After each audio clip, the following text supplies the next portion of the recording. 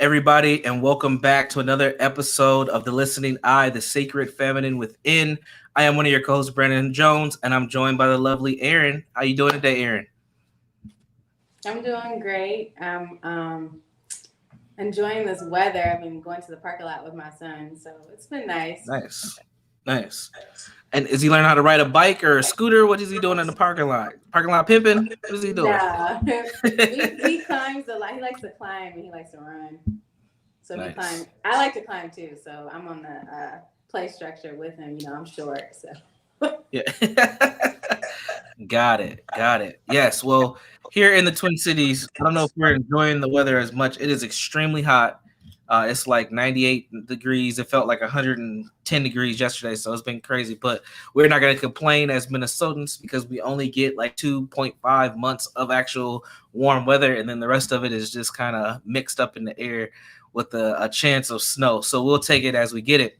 But anyway, we're not here to talk about life on Earth per se. We're here to talk about kind of life after death and what happens when, with what has happened over time with young people in religion. Myself, growing up, wasn't a very religious young person. And really, I think it's just because my mom didn't go to church. Like we didn't, that's just something that we didn't really do. And there was a stint though. There was like this month or two where we did go to church, which was really awkward. And I remember very vividly because I was like, why are we doing this now? Like we never done this. Why are we doing this now? But we did go to church with my grandfather for a little bit. And then that kind of just stopped over time. But we always had this sense of religion within the home, so to say. It wasn't really strong. It was just like, those standard principles that people, especially Black folks, that we have in our homes when it comes to God and respecting your parents and spare the rod and all that other craziness that we talk about when it comes to religion. So it was always present, but not really practiced. And when I think about life after death, and I think about what does that mean to millennials, generation Z's, and some generation X as well, there's always been this fascination with what happens when we die. I mean, some of our most world-renowned hip-hop artists talk about death, and some of them have met their death, and that's been, part of the way that we've idolized those folks. So we have this relationship with life after death. I mean, Biggie's album was called Life After Death, but it's still a different concept than what I believe it was prior to hip-hop music in our generations and things of that nature. So we wanted to have a conversation from just some young people's perspectives on life after death, religion, and what it means to young people. So anything you want to start off with, Erin? I just want to say that I think that all of us kind of had that same starting point when it came to like religion in our households because of who we come from as African Americans. So we've been to church, we've seen people, catch the Holy Ghost, fall out, stuff like that. Maybe confused at what's going on. But I mean, we all kind of had that upbringing, but it's kind of like now that we are parents ourselves, and it's like, are you taking your child to church? Is your marriage being represented by the church? All these things that supposedly the church is supposed to hold together. Like, how does that look nowadays in our, generation and just present day? So and life after death, like, what do we think about it? What are we going to tell our children about it? So I think that it's going to be an interesting conversation. Yeah. You brought up two big points that I think come to play for me every day. One was when me and my wife got married. Neither one of us are big church people. Like my wife's mom though, like she definitely heavily involved in church, but us not so much. So we had to like kind of figure out what kind of wedding were we gonna have, because it wasn't going to be at a church. We did not have our wedding at a church. It wasn't going to be like super religious, like where you have like, certain prayers and things going on. Like that wasn't ever in the cards for us, but we wanted to be respectful to our guests who did have that. So we tried to like have this healthy mix. And I remember that it wasn't a like it wasn't an issue with us, but it was a point where we had to kind of like figure it out to where it was comfortable for everybody. And then you brought up, what do we tell our children? And I think about my youngest daughter. And she just has this fascination with like talking about death. She's very like morbid like that. It's kind of weird. I mean, she's 6, right? Or she's 5. But she already has in her mind developed concepts around death, and she talks about it and she asks us questions, and I never really know like how far to go or what to say, because it's like, you're 5 years old, why are you thinking about this? But she's very comfortable with death, like she's very comfortable with talking about it, and I feel like her spirit has been here before, not to be completely honest, because the things that she picks up on and the things that she understands for a 5-year-old is just very shocking. So I think about that a lot too. It's like, well, what do we tell our kids around death? Like, why do I feel so uncomfortable talking about death to my children? One, you don't want your kid to feel like, death is something that they need to be thinking about for themselves. But if they're curious about it, we should be able to, have a conversation with them about it too. So, yeah, so that's kind of, two of the points that came up for me when you were kind of explaining that. How about for you? How has death come up in your parenting at all? No, not yet. I mean, we're doing colors and letters and stuff right now. But I feel like it's an important thing to talk about, because I just think that overall, like, people die. I mean, it's just a fact of life. Like, we're all going to die, and it's just kind of like growing up and thinking about death. To me, especially going to church, like, we weren't, like you were saying, we weren't like church going people, depending on who we were with. If I was with my grandma, we were going to church. If I was with my mom, it was like, maybe not, depending on how she feels. And it was like that with everybody in my family. But my grandma not being from her hometown, she kind of got, when she wasn't feeling it, she was just like, whatever. So Right. it's kind of like, church to me always felt very like Santa Claus in a way. Like, it's these things that you do, these rituals that you do, but it was never like, you listen to the stories, and I love stories. I'm a librarian, so I love stories. But it's kind of like, how do I connect this to me? Like, how do I connect this to my life? I'm living in low income housing and these things, and they give you these books, be a good girl, tell the truth, and all this stuff. And if you do that, then you'll have everything you ever wanted. And it's just kind of like, okay, I'm doing all of that, but I don't have everything I ever wanted. You know what I mean? So it's kind of like, okay, it just made you feel like it was like Christmas. Like, once a year you get your special wish. And then it's kind of like, then you experience all these experiences throughout your life, kind of like as a young person, and you're just like, I prayed to Jesus, like, what's going on? Like, why, Right. where's the gates? Why aren't they opening up for me? Why is this not working? And it's like, something wrong with me. So it's more like, to me, keeping me in my place, and not allowing me to ask questions, instead of being this freeing kind of, I feel so free to be, in the arms of the Lord or whatever. And so, like what you were saying with your wife, like, I feel like I do it to appease people, and not to say that I don't believe that there is a God, or that there's, a creator, of course, because there's everything in this world. But it kind of gets really murky for me specifically, because it was always like, do this and do that, and then once you do it, or you see people that don't do it and they're being blessed anyway, and you're kind of like, what's going on? Like, I thought that they would be, I thought they were Right. bad. Like, what Right. did they?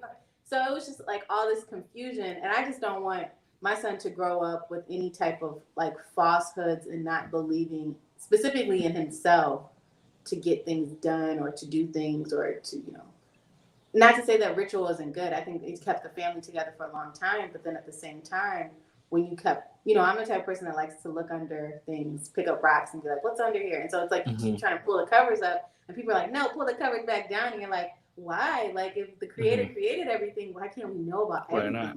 Why? Right. Yeah. The religion, something happened. Something happened, I would say, in the 70s and the 80s with religion in the Black community. And I think I know pieces to this puzzle, but I do not know it all. I think the church shifted from a spiritual base, place of worship, to more prosperity. And I think that rubbed some folks the wrong way. Black folks the wrong way. I think Black people moving to the East Coast and moving to the West Coast and the Midwest out of the traditional Baptist South shifted the community's viewpoints on church. I think that the urbanizing of Black people changed that a little bit, because when we got to these spaces, we had to rebuild church spaces because we weren't allowed to be with white folks. Like, and then and then I think that made a lot of black people really question Christianity yet again, because now we have this thing known as segregate or integration, and the church is still segregated, but we're all Christian. We're supposed to all love each other, and here we are moving forward. King done died for us. All this stuff done took place, and boom, it was like the same racism. So I think that left a bad taste in the mouths of black folks when it came to what questioning God, right? And I think the fact that your parents, my parents, had this disconnect from the church, but still spiritually connected on some level, but not invested in going to church and practicing it, says something about what was going on during that time for those young people. Again, we're talking about our parents at that time. They're in their late teens, early 20s, and there's a disconnect going on from the church. And I think that prosperity piece, where the churches started to focus a lot in on money and getting funds and things like that.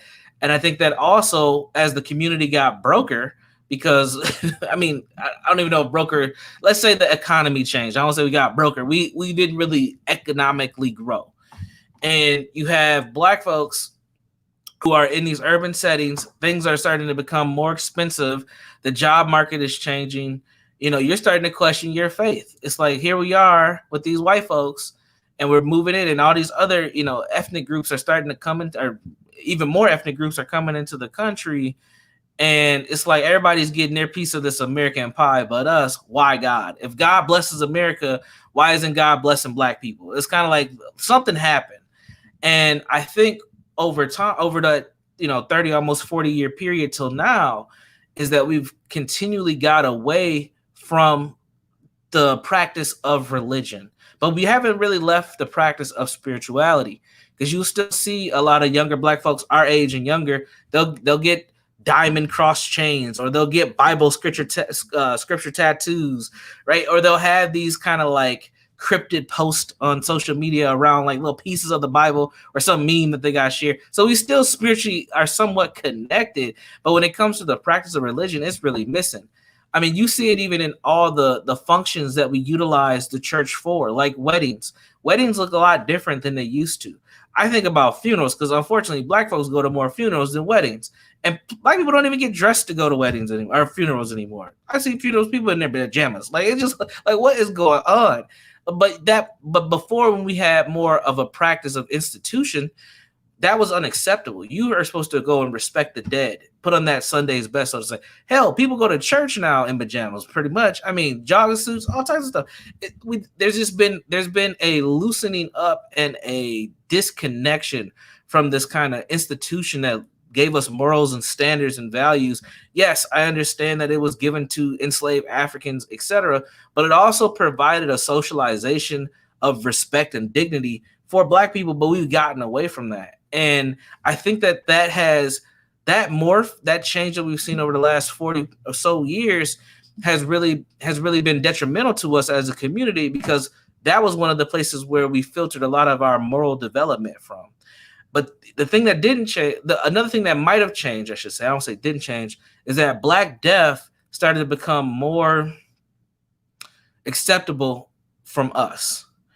And when we talk about life after death, it kind of became not an expectation, but more of a tolerance that Black people are supposed to die at any age, and it's all good, because when we die, we're good. So I said a mouthful. I want to go a little deeper, but I don't want to just keep rambling and do a lecture. Any thoughts on that? No, I was gonna say go ahead, because I feel like as you're speaking, it's really putting in a lot of thoughts into my mind about how it has progressed.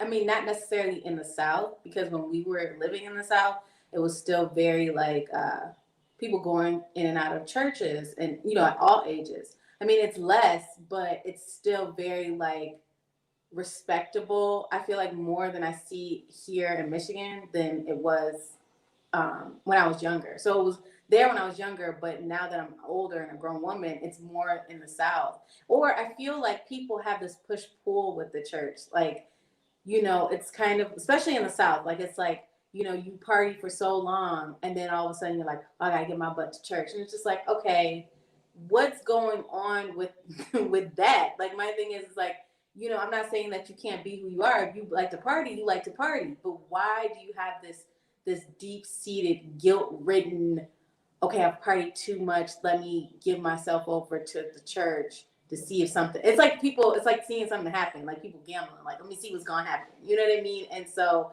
I think that it's interesting that what you said about, especially about death, because my husband's grandmother, she's a funeral director, and she was just telling us the other day she was at his funeral, and it was 4 hours, 4 hours, and I'm just like, Mm-hmm. okay, like what you were talking about, is that prosperity? Is that all about, putting on a show, or is that really spiritual or religious? Because I was just like, the person's already gone. They've already vacated the body. Like, why are we sitting here for 4 hours in this funeral? Like, what's really going on? You know what I mean? Man, there's a lot going on. I remember when my cousin Raymond passed away. This was about, I think I was out of college. It's probably like 2010, 2011. And I remember going to one of our well-known churches here in the Twin Cities. And at this point, I was like on my super conscious pro-black stuff. So if it wasn't my cousin, I wouldn't have been there, because I'm like, this is the devil's religion. Like this, we in this house of the devil. I was on it. And I remember sitting there, and it wasn't a 4 hour funeral. It was probably maybe an hour and a half. But we got to a point where the pastor was leading us, and then they got to a point of making pretty much donations to the church, and they did this like 3 times. And I remember again, my mindset was super pro black at that time. I was so angry, and I was like, I can't believe they're doing it. Like this is disrespectful. Um, to him and to our family, that we're talking about providing money at this funeral for the church. Now, I don't know. I don't know. Again, I don't go to church, so I don't know if that was a regular thing. And I think part of it was just my mentality at the time of just being frustrated and angry with just white supremacy in general. That I'm like, this is unbelievable. And I remember when I walked in for the funeral, this church had just built a new building. And I walked in and I looked up and they had that white Jesus up there. I was just like, oh no. I was just like, here we go. And then they did that. So I was like in this mindset of just being so mad. But what it taught me was, it's like, on one end, we're here to mourn the dead and grieve, but on the other end, we still got bills to pay. Like, it's still capitalism at the end of the day. And I don't know how to balance that. I'm a little bit more tolerant of it now because I get it to a certain extent. But it also makes me think, what is the proper way for us to grieve as Black people? We don't have a culture. We don't have cultural. Let me back up. We don't have constructive cultural customs around dealing with death. I think we used to. I don't know what the heck is going on now. I mean, we got funerals where we need security. We have jokes within the community, and this is across the United States, where somebody's gonna be fighting at the funeral. Like, at every funeral, somebody's gonna get into a fight. There's gonna be some aunties that done ain't dealt with something since 1982, and here now Big Ma's gone, so now they're gonna get it on today. Like, it's like, what is going on?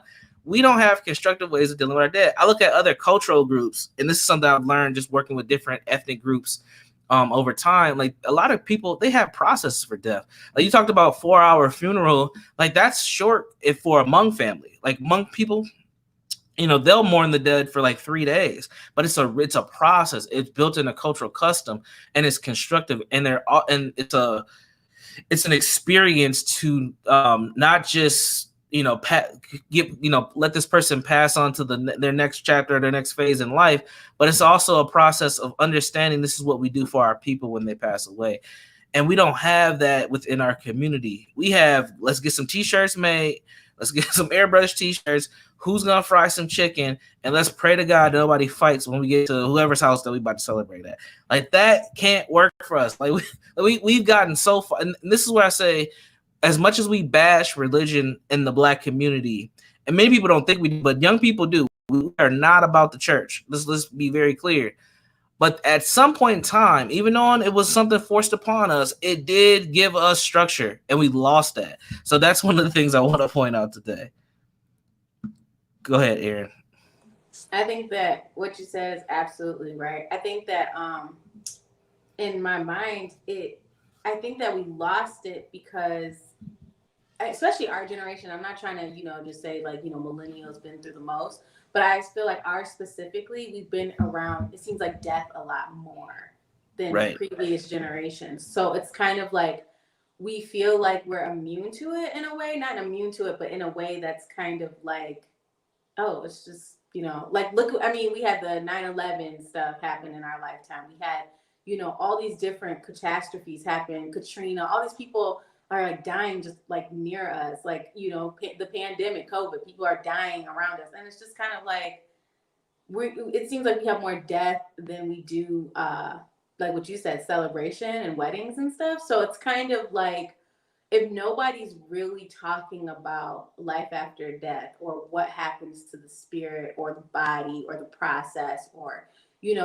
from other religions, like they say, reincarnation and things like that, then how are we supposed to make up rituals or have ways of dealing with our grief? We don't. We're just like, oh, somebody else is dead, okay, go on to the next thing. And then it's just like, oh, somebody else is dead. And then it's just, to me, I feel like specifically, it's just like, is it because our parents or our grandparents weren't ready to talk to us about this? Like it kind of hit them too in a way where people started dying at younger ages and they just didn't know how to deal with that. Because I mean, I feel like with the structure you're talking about, it was always like, grandpa's gonna die next, then daddy, Right. then you. And it's like, oh, daddy died first, and then he don't know how to take it that his son died. So then it's just like all Mm. this trauma, and then we're just sitting there like as the young people or young kids, and like, okay, grandpa, you gonna lead us or whatever, guide us? And it's just like he can't even figure out why the God would take his son away.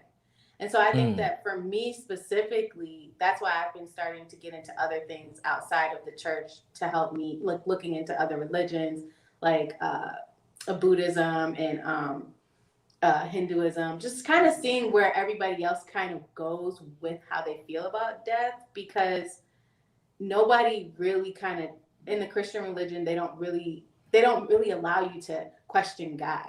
It's just Mm. as if like, okay, that's just what it is. This is the Right. Almighty said it is, and that's what it is. But other religions, when you start questioning things, you start realizing that they allow other, people just like yourself to question things. And Mm. is that wrong for you to look? I mean, why would it exist if you can see it? You know what I mean? So it's just like I've been just like, looking into other things.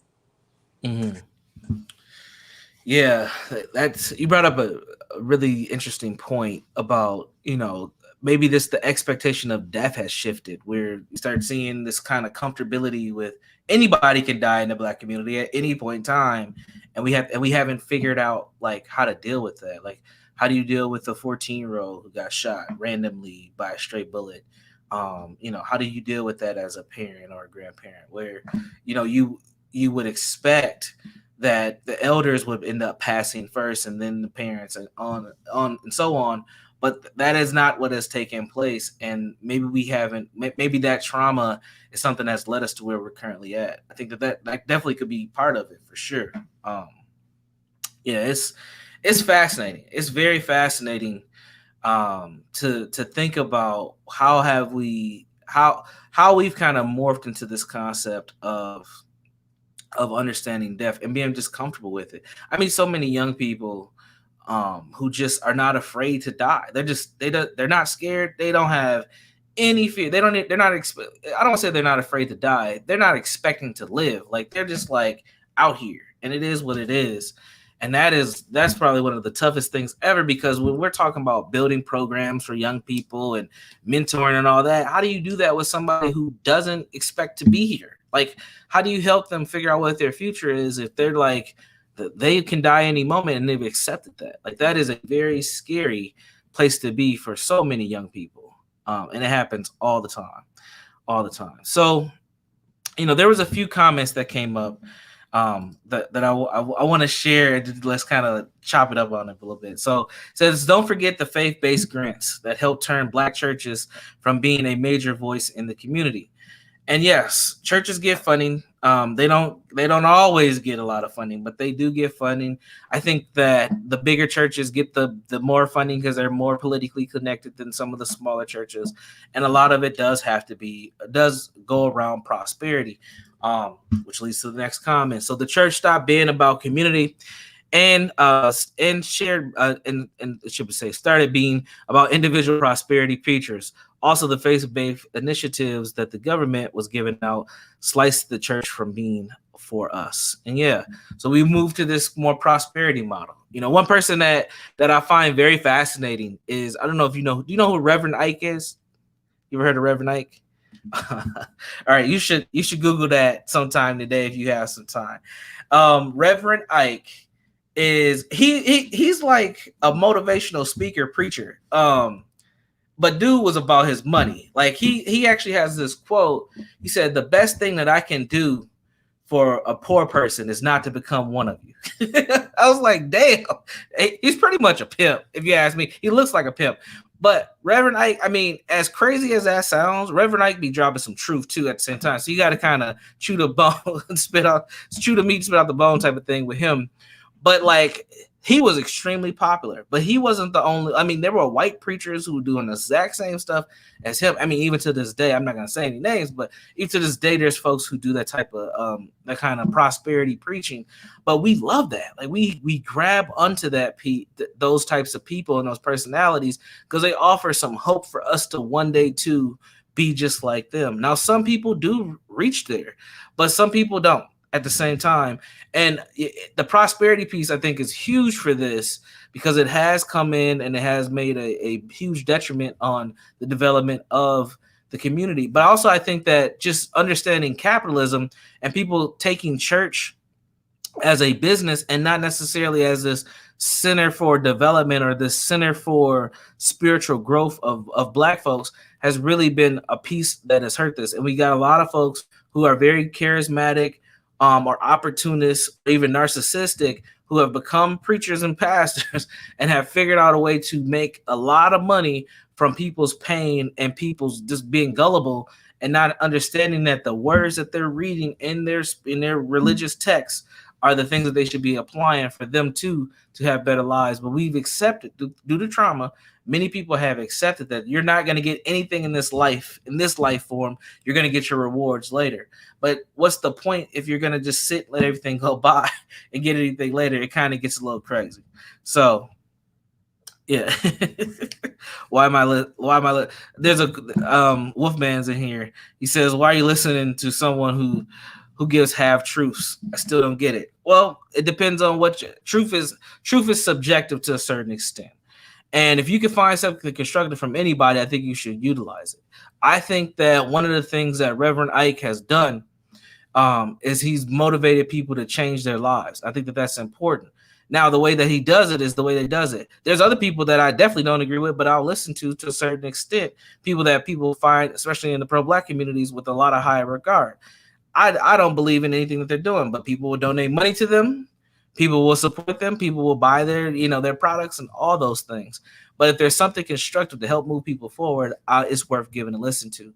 Unfortunately, that has become kind of the norm for a lot of pastors and I'd say spiritual leaders in our community. They do offer something to some people, and we have to understand what that is. But overall, if people aren't getting better together, people aren't learning how to deal with grief, people aren't learning how to heal their traumas and things of that nature, what is the point? So I'll pause there. It reminds me of this. I don't know if he was a philosopher or he was a motivational speaker too, but it was like in the 60s. He was an Indian guy that came to America. His name was Jahidi Krishmiri, I think that was his name. And he basically said, if you know anything at all, you know not to follow me. Because the thing is, it's just like he's here amongst the people as well. So it's kind of like, I remember growing up, it was always like, I was ordained by God to give you this message, or I'm the special one. You know what I mean? And it's kind of like, I'm not saying that there aren't individuals that walk this earth that don't have special abilities or cannot even, you can't even tap into those. But it was kind of like what you said when it went from a spiritual practice to prosperity, now everybody in capitalism, now everybody's just like, oh, I'm special too.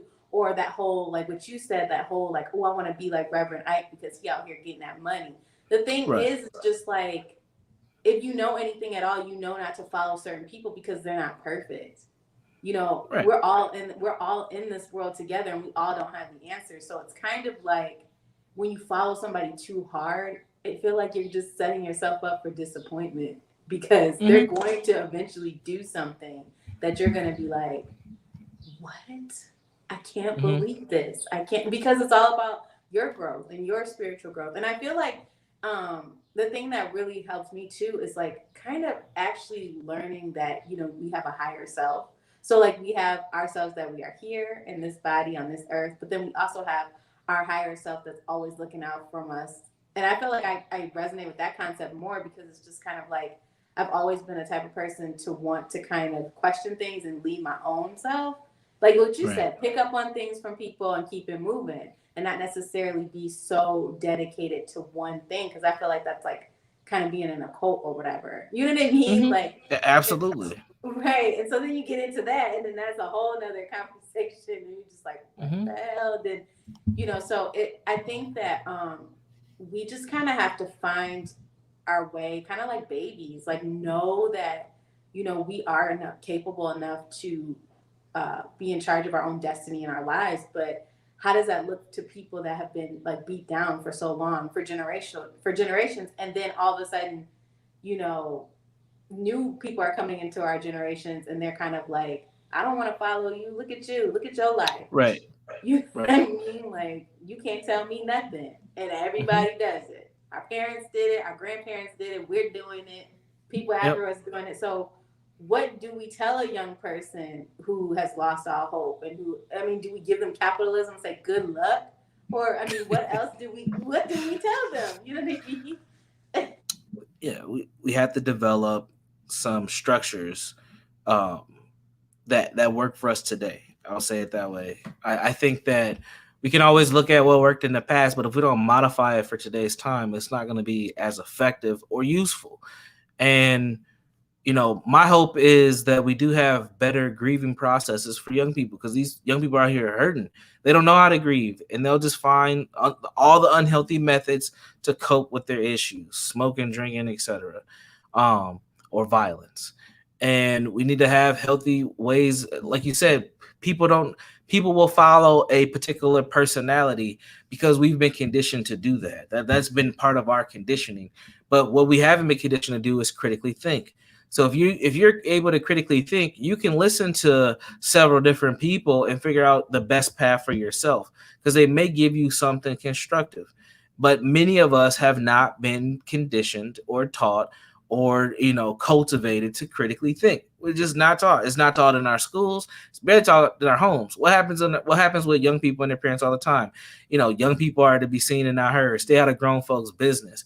Like you're not that's none of that is encouraging critical thinking. It's just shut up. You go over there and do that. Get back on that screen and leave me alone and let me handle what I need to handle over here. None of that is creating critical thinking skills. And when you don't know how to critically think, but you're looking for somebody to make you feel good because you've been beat up so long and beat up so often, then that's what you'll go with. So a person can get thrown in your face. They can say, a few different lines that you agree with, and you follow that person blindly. And like you said, then you'll get disappointed when you really get to meet them, or you get to really know them, or they do something and it comes out and then it lets you down. So we have to, again, when it comes to religion, when it comes to even death, we have to be able to critically think, what does this mean for us? When I'm engaging with young people and they don't really know what death means to them, they just know that once they're gone, people are going to respect them. People may even get tattoos of them. They're going to at least get put on a t-shirt or become a hashtag between their friends, and they get some notoriety. That is sad. That is sad. We're not helping to cultivate what any of this even means to people. We're just taking it day by day due to our trauma. And again, people are saying, why are we not listening to our ancestors? Uh, what? Let me say this.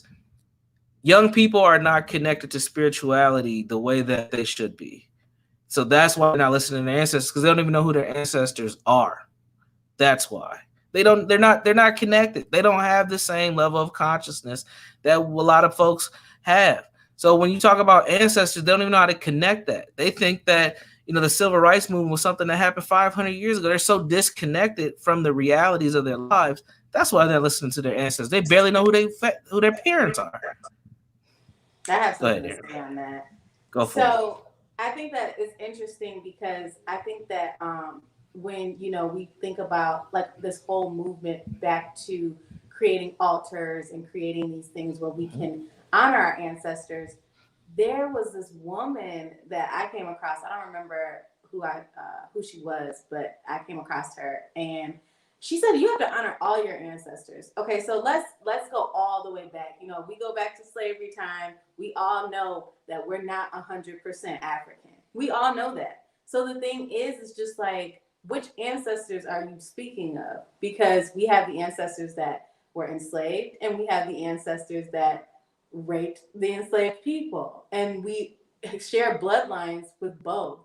So it's kind of like, when you tell a young person go back to your ancestors, what if they're like, oh, I have nothing in common with that, I don't have nothing to do with slavery, I don't, like, because they're questioning things at different levels than what I feel like that our parents and our grandparents were used to. So it's just like, how do we speak to them in that way, and not in a way that's like, shut up, I'm the grown up, you just do what I say. Like, how do we allow them to express themselves and how they feel about death, how they feel about how they see those before them and how they see those after them? Are we giving them space to do that, or are we being just like our parents and our grandparents, like, do what I say and just get with it? Mm-hmm. Yeah, I mean, and that's what ends up happening.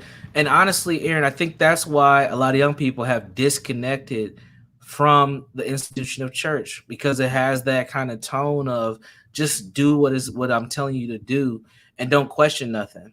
So we have a generation. It started with our generation, but definitely the one behind us, where now they have access to figure stuff out on their own if they need to, and they have the ability to question things, and they're not just taking everything for face value and moving forward. So why would I put my faith into any religion or spirituality practice, if you want to go that deep, when what you're telling me doesn't match your lifestyle, what you're telling me doesn't match where I am in my life? So you want me to believe in some words? This is the young person's mind.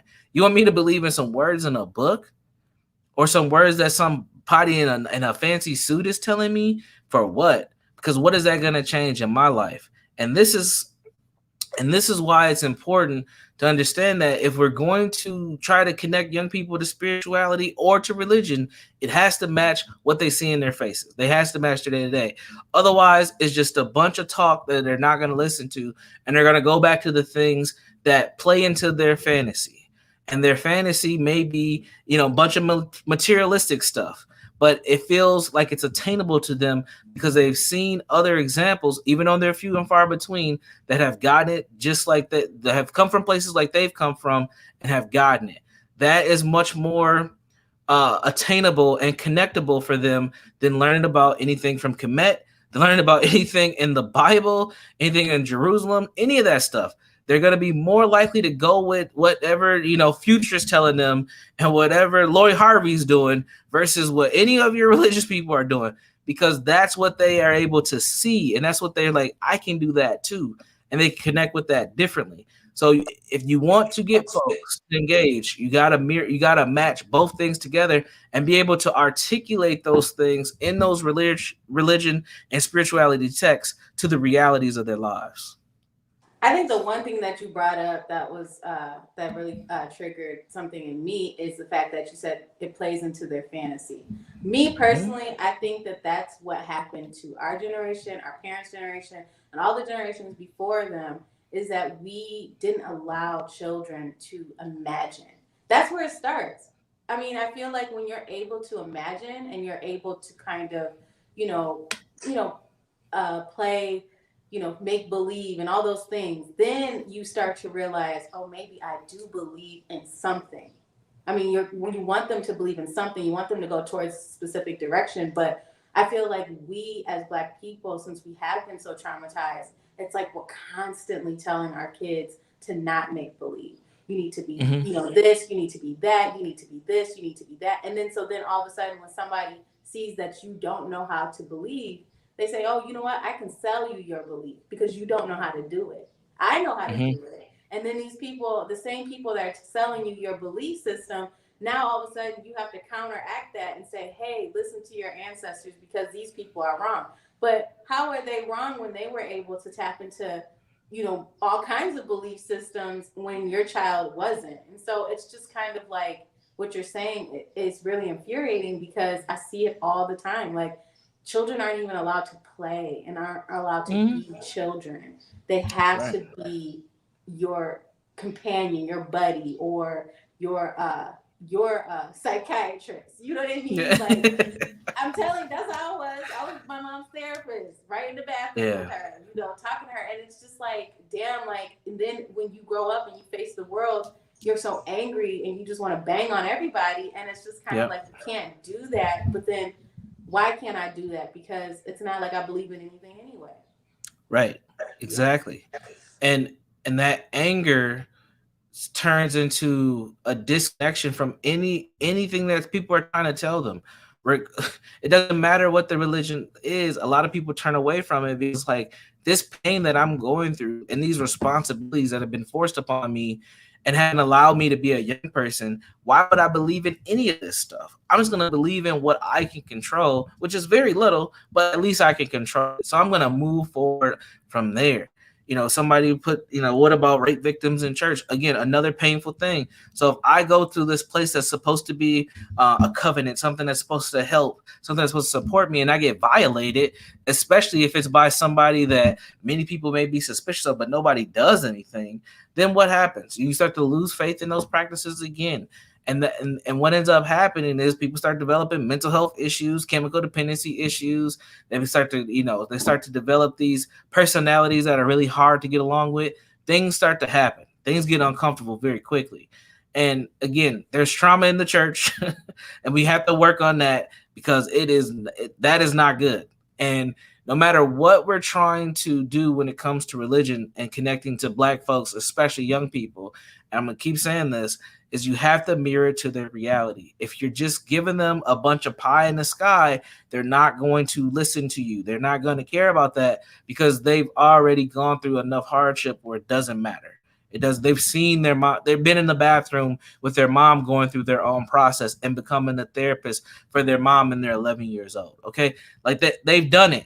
So what you're coming and telling me about some people that I don't even know existed or not doesn't matter. And that's what I'm trying to like. So for the young person who's gone through that traumatizing process, and then now you're trying to pass them, some Sunday school material. They're not here for that. They're not trying to hear that. They're trying to figure out where they're gonna lay their head, how they're gonna be safe, what they're gonna eat for today, and they're at that bare minimum state, and moving forward. That's not saying that religion or spirituality isn't effective. But what it is saying is trying to get them to buy into it is going to be an uphill battle because they've already gone through so much that they filtered out that's anything that you're talking about is going to actually help them. So, I think that you're absolutely right. I think that you definitely have to meet young people where they are, even if they're in a very dark place. I think that the thing that makes me upset sometimes too is when, we were growing up, it was just like you weren't even allowed to be in a dark place. You know what I mean? mm, Like, fix yourself up, or don't yeah, talk back, or like you're told to do all these things that aren't real. Just like kind of like mm, customer service. Like, when people say that mm. when they go to a foreign land, they're like, damn, the customer service over here is horrible. But I'm like, why is it horrible? Because they're, giving you service as they feel. If somebody in their family just cuts them out, they're like, yeah, what do you want? But then in America, you got to put on that smile or you're going to get fired. And so you're being fake customer service as opposed to somebody that just got cussed out and they're mad and they don't even want to be there. So they're basically being for real. And you're like, oh, I hate going to whatever country because they have no customer service. It's kind of like we're teaching our children to be the best customer service representatives for us, for our feelings. And I think that it's very hard to do that, to tap into the spirituality or even religion, or get them to, be straight, when you don't even allow them to feel. You're kind of like, Mm-hmm. hey, I'm grown, at least you don't have to do X, Y, and Z, at least you don't have to do all this. And Right. it's just kind of like, I still got issues that I got going on, even though I'm 6. You know what I Right. mean? Like, please help me out. But I think that's very interesting, and I feel like if you can't meet them where they are, these rappers will, these entertainers Mm-hmm. will, and then out of nowhere, you're like, okay, why do I got, in my household, Real Housewives of, Basketball Wives of, Exactly. whatever in my home. Like, how is that Yep. happening? I'm a good parent, whatever. Then you go through all these emotions. So, yeah. Mm-hmm. Yeah. I mean, we are far down this rabbit hole. We are far down this rabbit hole where, like you said, it used to be art. It used to be art imitates life, but life is imitating art at this point. It's like the things that we see on television, because we had some comments about television and the media, etc. That stuff is reality now. It's not. We need to get out of the 1992 thinking that the media is brainwashing our children. That is over. They've already been brainwashed. It's not just the children and the media, it's the parents and the grandparents. We've all been conditioned under TV. Literally. Like that is done. And now you have your own media platform in your pocket with our devices. We live stream so much stuff that's going on. We don't really need TV. If you look at the statistics on TV, viewership is going down across ethnic groups, especially for Black folks. So if you want to talk about brainwashing, that has already happened. Like we are in it. We have created this mess. I mean, we are part of this creation of the mess, I would say. And it continues to morph and meta and just keep going and going and going. What we see on TV is just highlighting the craziness. I mean, think about some of the stuff that has gone viral just over the in 2021 when it comes to Black folks. It's been people's messed up lives. Derek Jackson, Kevin Samuels telling people, listen, as a woman, you need to get your stuff together, be accountable. That's gone viral. Like these are real things. This ain't some TV show anymore. This is like the reality, and we have to understand that if we want to use spirituality or religion as a tool to help correct that stuff, we got a lot of work to do. We got to change the way that it's done, and otherwise they will continue to follow these media influencers who are showing them a lifestyle that they want to subscribe to, because the person in the church doesn't have a lifestyle that they want to subscribe to. They just don't. They just don't. They don't want to be, they don't want to be, going to a particular place for worship 2 to 3 times a week. That's not the lifestyle that these young people want. So if we want them to learn about ancient Kemet, we want them to learn about, Islamic faith or Muslim religion, Christianity, whatever, we're going to have to modify it and update it to a more version of today. Go ahead. I think that what you said makes a lot of sense, because I honestly feel like even our parents and our grandparents didn't want that.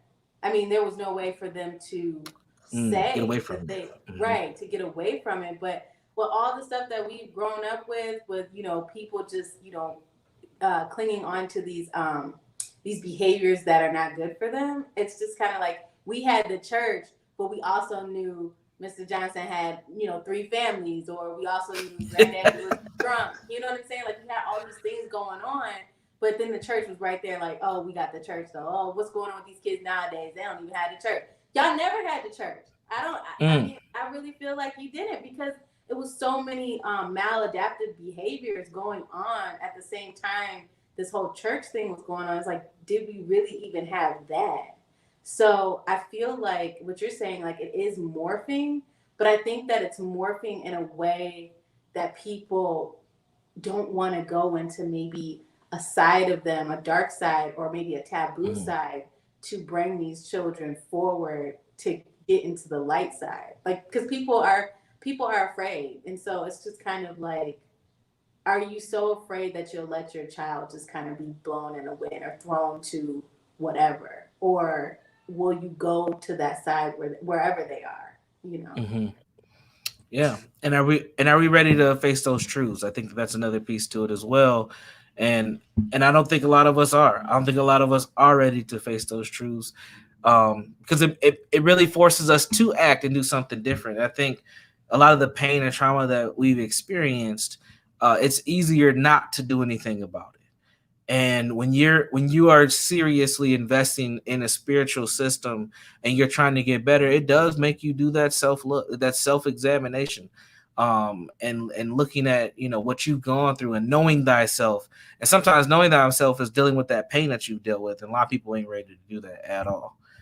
So you know, it's a lot. And I think when it comes to religion, when it comes to the church, I think that there are some useful tools there for people to get better, but there's some pain there also. You know, we know that we got stuff happening all over. We talk, you know, somebody mentioned adultism in the comments, where just because I'm your elder or I'm your adult, you need to just shut up and listen. It's like, ooh, we got to figure out, well, if you're not telling me anything constructive or you're causing harm to me, what am I supposed to do with that, right? You know, we talk about, you know, the abuse that happens in church, financial abuse, emotional abuse, sexual abuse, etc. Like those things will keep people away. And I don't know if folks been checking, but there ain't a lot of young people running into these religious institutions. It ain't happening. Now, we're talking about Black folks and other ethnic groups that may be a little bit more, you know, they may be a little bit more invested. But where it is right now for Black people, we have gotten a long way away from it, which is interesting too, because, you know, and I'm gonna drop this at the end, of course, I'm gonna rip off a band-aid, but it's very interesting that we've gotten farther away from church and we've gotten worse off.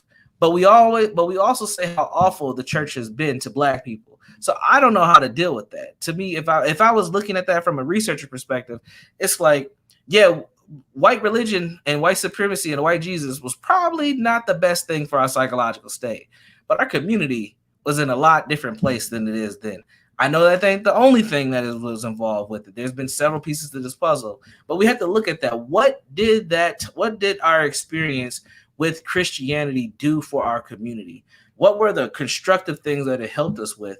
Can we bring that back and get rid of the non-healthy stuff? Is that possible, or is it just done? Can we just move on and just say, you know what, that was how we were back in, you know, the 1960s, and we're done with it. We moved on. But we need to figure out something, because we're in a bad space right now. Bad space. Any final? Yeah, I was gonna say, I think that it's all like what you said. It's objective in a way and subjective, because something that may seem like it's bad might not really necessarily be bad. Do you know what I mean? Mm-hmm. It's just kind of like a rebirth process. And the thing is, it's going to be painful.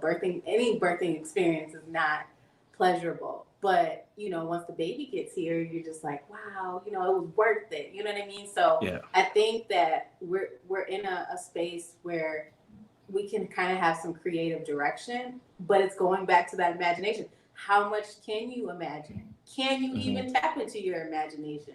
Is your third eye really open, or is somebody telling you that it's open? I mean, it's like you really do have to get into yourself. And then I feel like the process too is, if you can't even get into yourself and climb into yourself, how are you supposed to get into your child and climb into your child? I mean, your child could be going through, you know, hell on earth, and you're just like, la-di-da, like everything's great, you know, so how do you do that? And I just feel like it's time for us to get creative. We know how to make babies, and we know how to do that. I mean, we can tap into something. You know what I mean? Absolutely. Yeah. And I think utilizing some of those principles and pieces that religion has offered, because we know it works. That's how people get it. We mentioned cults earlier. There are cults still today.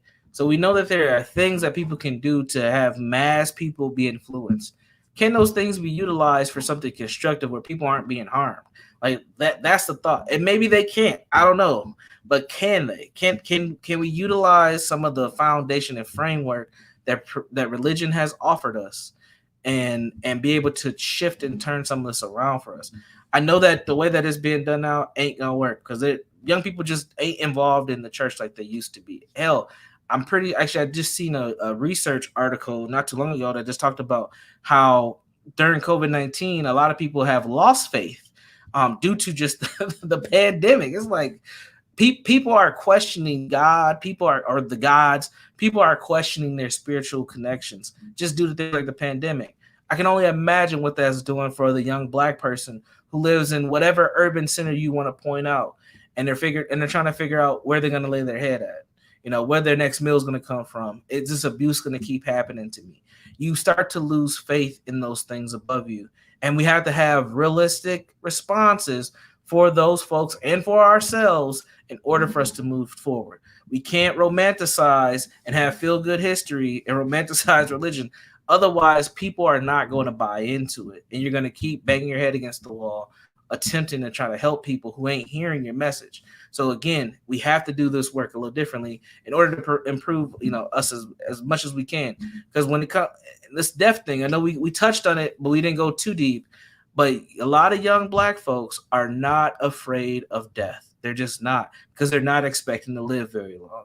And when you're there, I mean, from a clinical perspective, my mind goes to depression. But these folks ain't depressed. They're just not. There's just no expectation for what's going to happen down the road. They're very short term livers, and they're not thinking about what's going to happen, 5 years from now. So when we talk about making vision boards and setting 5-year goal plans and stuff like that, man, these young folks out here ain't trying to hear none of that. That they're not expected to be there that long. So we have to really shift the mentality of what's going on. All right, so I'm gonna wrap us up. Anything you want to add at the end here, Aaron? All right, well, we're going to wrap up another episode of The Listening Eye. Hopefully this was something that you took that was constructive to help you think a little bit better as we come, pretty much on a weekly basis. We took a little break there, but as we come pretty much on a weekly basis to give some perspective to help that third eye, as Aaron was talking about, think a little bit more constructively. So again, this is The Listening Eye, the feminine principle within. We will be back next week with another good topic. Feel free to subscribe to the YouTube channel. And make sure you share the episode if you found it to be good. And we'll see you next time. Peace.